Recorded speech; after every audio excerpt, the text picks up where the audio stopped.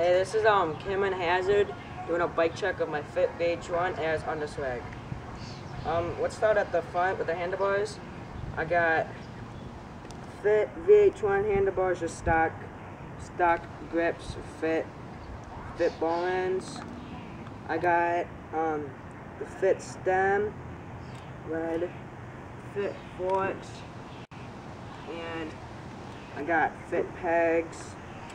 I got, for my tires, I got Fit 2.25 on the front, and that's it for the front.